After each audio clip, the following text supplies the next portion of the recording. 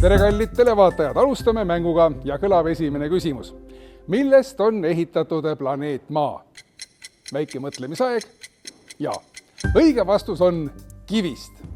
Ehk teisisõnu betoonist, sellepärast et kõik betooni valmistamiseks vajaminevad koostisained on olemas ja inimene saab ise planeedi Maa ehitamist jätkata. Seega elame endiselt kivi ajal. Kuuldatavasti on Maa südamik rauast, seega pole ehk vale väita, et meie planeet on raudbetoonist. Inimene ja kivi on ju aegade algusest ühte seotud. Üks kasvab välja ühest ja teine teisest. Kahte kivi kokku tagudes saadi tuli, inimese esimesed tööriistad olid kivist ja kui pea ei olnud puust, olid kõik võimalused suurteks tegudeks olemas. Ja järgmine küsimus. Kui palju ehitatakse tänapäeval seda, mis on alles ka 100, 200, 300 aasta pärast? Ja õige vastus. Õige vastus on sadamad, tunnelid, sillad, tehased ja põllumajandusehitised, maapealne ja maa-alune infrastruktuur ja muidugi majad oma kõikvõimalikes funktsioonides ja vormides. Seda kõike ainult muidugi juhul, kui nad on ehitatud betoonist. Ja järgmine küsimus ja seekord teaduse vallast. Kumb oli enne, kas muna või kana? Ja õige vastus. Loomulikult oli enne kana, Aadu kana. Eesti kõige vanema ehituskonkursi aasta betoonehitis žürii esimees. Tema on pärit ajast, mil mehed olid rauast ja nagu meie planeetki seest sooja südamega. Läbi tiheda tsemendisõela on aastate jooksul välja valitud järgmised terad. Esimene neist on märgiline ka sümboolses mõttes. Läbi aegade on eestlane kohe, kui on vähegi võimalik, ehitanud koolimaja. Aasta betoon ehitis 2000. aastal Rocca al Mare koolimaja. Teiseks on alati kõiges otsitud ilu. Ja nii ongi võimalik, et esteetiliselt efektne võib olla isegi selline muidu üdini tööstuslik rajatis nagu Maardu kuivpuisteainete terminal. Inimesed tavaliselt ei taha vangi minna. Aasta betoon ehitis 2002 Tartu vangla, aga sai valmis selline, et kuuldavasti soovivad sinna nüüd tulla inimesed mujaltki Euroopa jõukamatest riikidest. Ja alles siis, kui on valmis koolimaja, tehas ja vangla, saab ehitada korraliku elumaja, eramu Viimsis. Kui hoole ja armastusega oma riiki ehitad, siis tahavad teised inimesed laiast maailmast seda kõike ju vaatama tulla ja külalised tuleb ometi esinduslikult majutada. Korralik kodu ja külaliste maja olemas, siis tuleb endale ka asjalik töökoht ehitada. Kas siis selline või kui tahad aknast kaugemale näha, siis hoopis selline. Ehitamise kõrgpilotaaž ja esteetika saavad kindlasti alati kokku siis, kui inimene ehitab silla. Eriti siis, kui ta ehitab kaarsilla.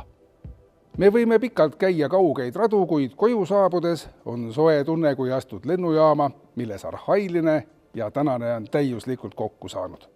Seda, et betoon on ainus ehitusmaterjal, mis suudab oskuslikul kasutamisel nii paindlikult inimese fantaasia järgi käia, tõestab kujukal viisil aasta betoonehitis 2009 Tallinki büroohoone.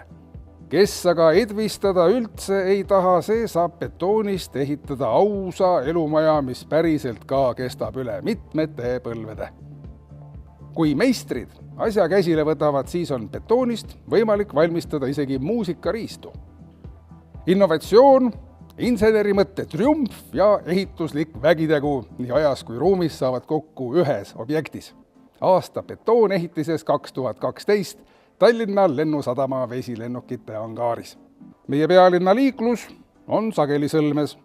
Olukord paranes aga oluliselt, kui valmis sai Ülemiste liiklussõlm. Eks tegelikult ole betoonimehed ja puumehed ühed kõvad mehed kõik. Ja kui nad seljad kokku panevad, siis sünnib midagi tõeliselt hääd.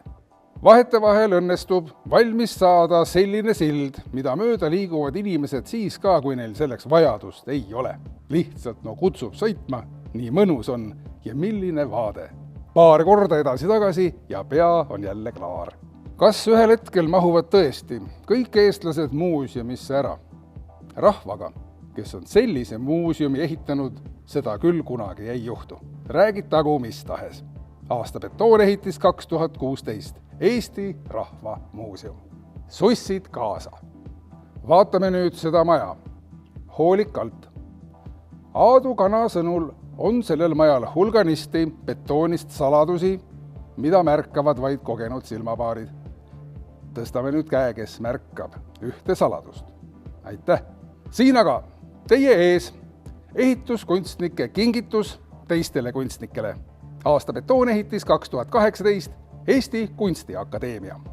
Betoon kui võimaluste materjal annab ka võimaluse saavutada korraga nii tugevus kui hoolivus ja see elutunnetus ka selle maja õppuritele eluteeks edasi kanda. Mõni maja tuleb aga selline, et sulandub maastikku nii, et seda maastikku ei kujutaks ilma selle majata enam ettegi. Kui ta sealt sõrmenipsust kaoks, hakkaksid loomad ja linnud teda taga igatsema. Kaugel ei ole aeg, kui Tallink tellib ka esimesed betoonist kruiisilaevad. Edukas algus on aga tehtud esialgu kruiisiterminaliga. Kui istud autoga hommikul Järvevana tee alguses ummikus, siis juba paar aastat ei ole enam igav. Vaatad neid järvetorne. Vaatad ja vaatad. Küll inimene on ikka osav ja tark olevus ja tuju läheb heaks. Tahaks ise ka midagi ilusat inimkonnale teha. Nagu Aadu ütleb, sellise tulemuseni jõuab ainult siis, kui päriselt armastatakse betooni. See ongi betoonmaja. Võib kirjutada ka kõik tähed suurtena. Aasta betoonehitis 2023 Eramu Pirital Purje tänaval. 25. aasta betoonehitis on Kalevi Jahtklubi sadamahoone, tänu millele on betooni leksikasse tulnud uus termin Purje betoon. Ja nüüd viimane küsimus. Mis saab edasi? Õige vastus on, Eesti elu ehitatakse ikka aina edasi ja selles kõiges on suur roll kõigil, kes täna kaasa mängisid. Elagu Eesti!